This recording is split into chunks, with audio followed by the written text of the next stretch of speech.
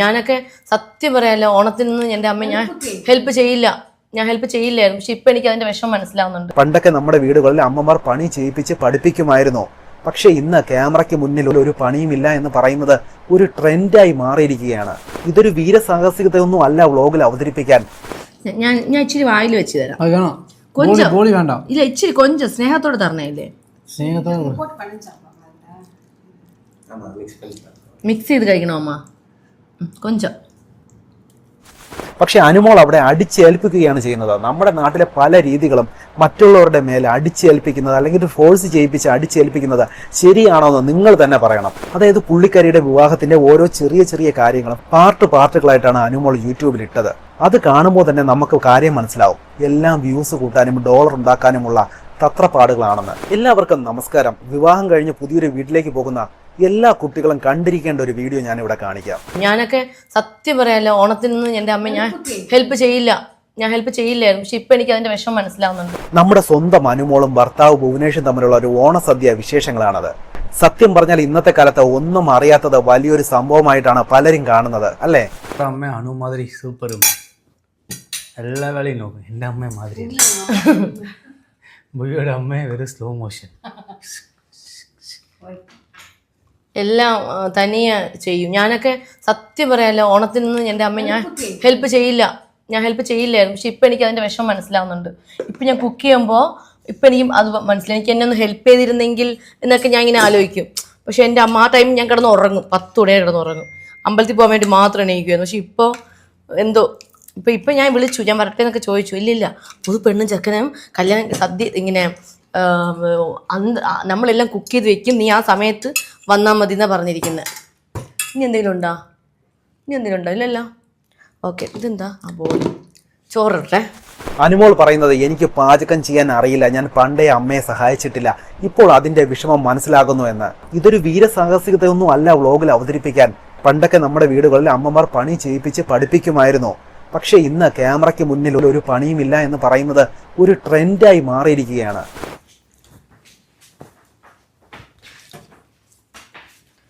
എല്ലാം ഇട്ടല്ലേ? മതി, കൊഞ്ചം റൈസ് മതി. ഹലോ, എനിക്കും കൂടിയാ ഇത് മതി. ഇത് മതി. ഓണത്തിന് ഒരു ഡയറ്റും ഇല്ല പോവാ. എന്തായാലും ഭുവനേഷും അമ്മയും പാവങ്ങളാണ്. അനുമോൾക്ക് വിളമ്പി കൊടുക്കുന്നതൊക്കെ അവർ ചിരിച്ചുകൊണ്ട് അഡ്ജസ്റ്റ് ചെയ്ത് കഴിക്കുന്നുമുണ്ട്. ക്യാമറ ഓൺ ചെയ്തത് കൊണ്ട് അവർ ഒന്നും പറയുന്നില്ല എന്ന് വേണം കരുതാൻ. இந்த ரைஸ் நான் வந்து அங்க தமிழ்நாட்டுல எங்க சாப்பிட மாட்டோம். அங்க சாப்பிடுறதுல இந்த ரைஸ் இங்கனால சாப்பிட முடியாது. இன்னொரு ரைஸ் எனக்கு வாங்கி வச்சிருக்கேன். அந்த ரைஸ் நான் சாப்பிடுவேன். இதெல்லாம் சாப்பிடுறது கொஞ்சம் சாப்பிட்டா கூட எனக்கு அப்படியே வயிறு ப்ளோட் ஆகும், ரொம்ப பெருசாகும். நான் சாப்பிட மாட்டேன். மோஸ்ட்லி இது ரொம்ப ரேர் நான் சாப்பிட்றது. எனக்கும் அம்மாக்கும் ஊர்லேருந்து ரைஸ் வாங்கிட்டு வந்திருக்கு, அது நாங்கள் சாப்பிடுவோம். അനു അത് സാப்பிട്ട് പഴകിട്ടാം. പിന്നെ നിങ്ങൾ കണ്ടില്ലേ, ഒരു തമിഴ്നാട് സ്വദേശിക്ക് കേരളത്തിലെ കുത്തിരിച്ചോറ് അത്ര പെട്ടെന്ന് ദഹിക്കില്ല എന്ന്. അവർക്ക് കഴിക്കാനുള്ള അരി അവർ നാട്ടിൽ നിന്ന് കൊണ്ടുവന്നിട്ടുണ്ടെന്നാണ് ഭുവനേഷ് പറയുന്നത്. കാരണം ചോറ് വലിച്ചുവാരി കഴിച്ചാൽ ഗ്യാസ് വന്ന വയറ് വീർക്കുമെന്ന്. പക്ഷെ നമ്മുടെ അനുമോൾ വിടുമോ? മലയാളി സ്റ്റൈലിൽ വാരി വലിച്ചു കൊടുക്കുന്നുണ്ട്. എനിക്ക് അങ്ങനെയൊന്നുമില്ല, ഞാൻ എന്തുണ്ടെങ്കിലും ഞാൻ കഴിച്ചു. ബിഗ് ബോസിനകത്ത് നമുക്ക് സാറ്റർഡേ സൺഡേ നമുക്ക് തമിഴ്നാട് ഫുഡാണല്ലോ. അപ്പം ഞാൻ അത് കഴിച്ച് പഴകി. എനിക്ക് അങ്ങനെ ഇങ്ങനെ ഫുഡ് വേണം അങ്ങനെയൊന്നുമില്ല. എനിക്ക് എന്ത് കിട്ടിയാലും ഞാൻ കഴിച്ചോളൂ. സോറി, എനിക്ക് ഊത്തി നെയ് നല്ലതാ പോവാ. നെയ് നല്ലതാ. നെയ് വേറെന്താ? പായസം ലാസ്റ്റ്. എല്ലാ കറിയും ഒഴിച്ചില്ലേ?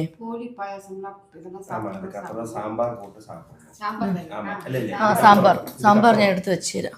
സാമ്പാർ തന്നെ ഫസ്റ്റ് ഊത്തണം. ഇല്ലടാ, സാമ്പാർ കഴിച്ചോളൂ. കൂട്ടുകറി കഴിച്ചല്ല, ഇനിയിപ്പോ സാമ്പാറും കഴിച്ചോട്ടെ. ഇല്ല, ഒഴിക്കണ്ട, ഇവിടെ വെച്ചേക്കാം. കിരണേ, ഞാനൊന്ന് കഴിക്കുവാണേ.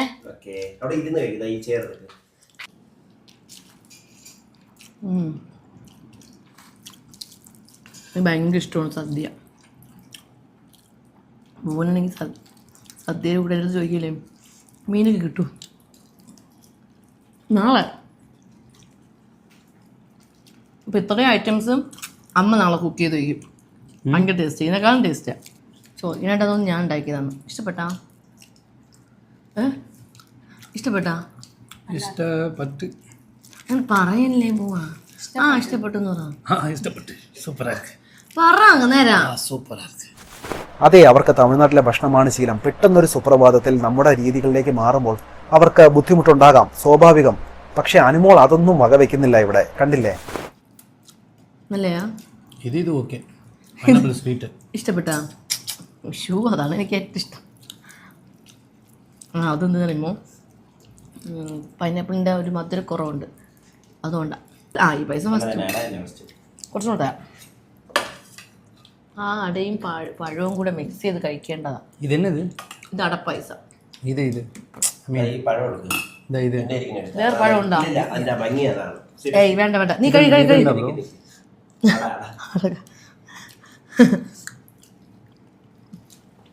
വേറെ പഴം ഉണ്ടോ?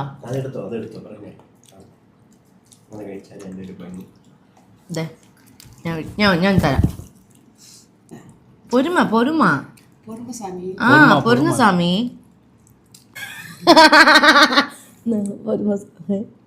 ഈശ്വര എങ്ങനെ എന്തോ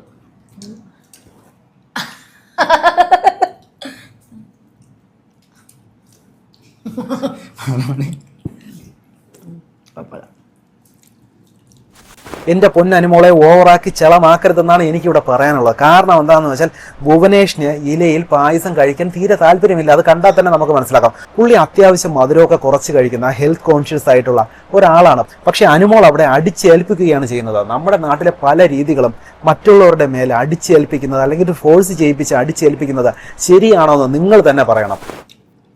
പായസം വേറെ സാധനം കൂടെ ഉണ്ട്, എടുത്തേ. പായസമാ? അത് കുടിച്ചിട്ടാണ് വേണ്ട, ഇതിൽ വെച്ച് കഴിക്കാം. സാപ്പിടല്ലോ. അത് പോകുന്ന അറിഞ്ഞോത്തുണ്ടാ. അന്ന് പെണ്ണെണ്ണം വന്നില്ലേ വീട്ടില്, ആ ടൈമില് പിന്നെ വേറൊരു സമയം കൊണ്ടായിരുന്നല്ലോ. അതെവിടെയായിരുന്നു? കല്യാണത്തിന് 2 സമയം ക്ലാസ്സിൽ കുടിക്കണോ? ഇതിപ്പം ഓണമല്ലേ, ഒന്ന് ഇച്ചിരി. ബോളി വേണ്ട, എനിക്ക് വേണം. എനിക്ക് വേണം. നീ സാപ്പിട്.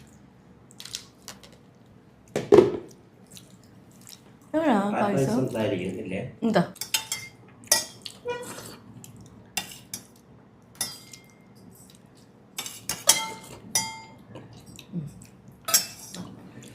ഞാൻ ഇച്ചിരി വായിൽ വെച്ച് തരാം. കൊഞ്ചം വേണ്ട. ഇല്ല, ഇച്ചിരി കൊഞ്ചം സ്നേഹത്തോടെ തരണേല്ലേ. മിക്സ് ചെയ്ത് കഴിക്കണോ അമ്മ? കൊഞ്ചം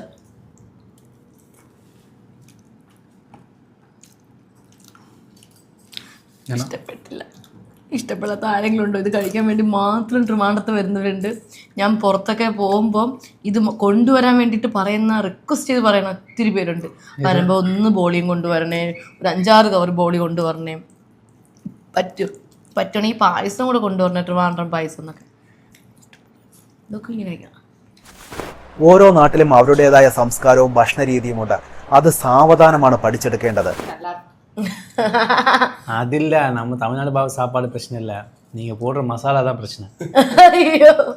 நிறைய மசாலா, நிறைய கறி, நிறைய ஆயில், அதுதான் பிரச்சனை. ஃபுட்டெல்லாம் எல்லா இடத்துலையும் ஒரே மாதிரி தான் இருக்கும். நான் வந்து சமையல் வந்து மருமக மாதிரி பண்ண மாட்டேன், நான் ரொம்ப சுமாராக தான் பண்ணுவேன். நல்லா தான் பண்ணுவாங்க, ஆனால் கொஞ்சம் ஆயில் எக்ஸ்ட்ரா, கொஞ்சம் எக்ஸ்ட்ரா நல்லா டேஸ்ட்டாக இருக்கும், ஆனால் ഹെൽത്തി ഇല്ല. ഇഷ്ടപ്പെട്ട അവിടെ കഴിക്കുന്നില്ലല്ലോ. ബോളി വേണമാ? മതിമാ. ഇല്ല കഴിക്കട്ട്, സദ്യയല്ലേ പോവാ, കഴിച്ചോട്ടെ. നമ്മ എടുത്തോ ഒന്ന് എടുത്തിട്ട് ഒന്ന് അവന് വെച്ചിരുന്നോ. ഇല്ല എടുത്തോ അമ്മ, ഈ സൈഡിൽ വെച്ചോണേ. ചായ എടുത്താ? காஃபியா? ஐயோ நான் சாப்பிட்டுட்டேனே, சுகர் ஃபுல்லாக நிறைய சுகர் எடுத்துருக்கு. ஓகே படிக்கலாம்.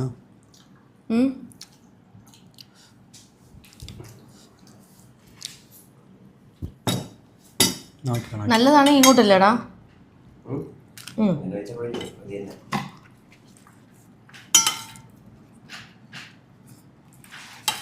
അമ്മ കൂട്ടി കുഴച്ച് കഴിച്ചിട്ട് പറ എങ്ങനെയുണ്ട്. ഈ ഒരു വീഡിയോ കാണുമ്പോൾ അമ്മയ്ക്ക് എന്തായാലും ഇഷ്ടപ്പെട്ടു എന്നാണ് തോന്നുന്നത്. ഒരുപക്ഷെ ക്യാമറയ്ക്ക് മുമ്പിൽ മരുമകളെ സങ്കടപ്പെടുത്തണ്ട എന്ന് കരുതിയിട്ടുമുണ്ടാകാം. പിന്നെ സുഹൃത്തുക്കളെ, ഈ ഒരു വീഡിയോ വെറും ഒരു ഓണസദ്യയുടേത് മാത്രമല്ല, ഇതിന് പിന്നിൽ കൃത്യമായ ചില പ്ലാനിങ്ങുകളുണ്ട്. അതായത് പുള്ളിക്കാരിയുടെ വിവാഹത്തിന്റെ ഓരോ ചെറിയ ചെറിയ കാര്യങ്ങളും പാർട്ടുകളായിട്ടാണ് അനുമോൾ യൂട്യൂബിൽ ഇട്ടത്. അത് കാണുമ്പോൾ തന്നെ നമുക്ക് കാര്യം മനസ്സിലാവും, എല്ലാം വ്യൂസ് കൂട്ടാനും ഡോളർ ഉണ്ടാക്കാനുമുള്ള തത്രപ്പാടുകളാണെന്ന്. പിന്നെ ഭുവനേഷ് എന്ന് പറയുന്ന വ്യക്തിയെ എവിടെ വെച്ച് കണ്ടു, എങ്ങനെ പ്രണയത്തിലായി എന്നൊന്നും അനുമോൾ ഇതുവരെ പറഞ്ഞിട്ടില്ല അല്ലേ? ആ ഒരു കാര്യം പുള്ളിക്കാരി സ്വന്തം യൂട്യൂബ് ചാനലിലൂടെ പുറത്തു വിടുമെന്നത് ഉറപ്പാണ്. എല്ലാം വ്യൂസിന് വേണ്ടിയിട്ടുള്ള ഒരു ഡ്രാമയാണ്. ഒരാളും കൂടെ ഉണ്ട് നമ്മളെ വീട്ടില്.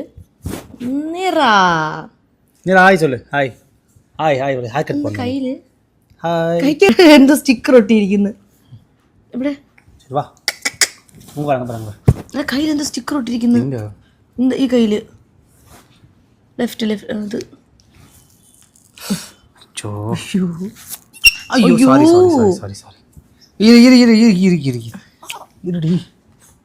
വേദനിക്കുന്നുണ്ടാവും. അത് എന്താന്നറിയോ? അയ്യോ,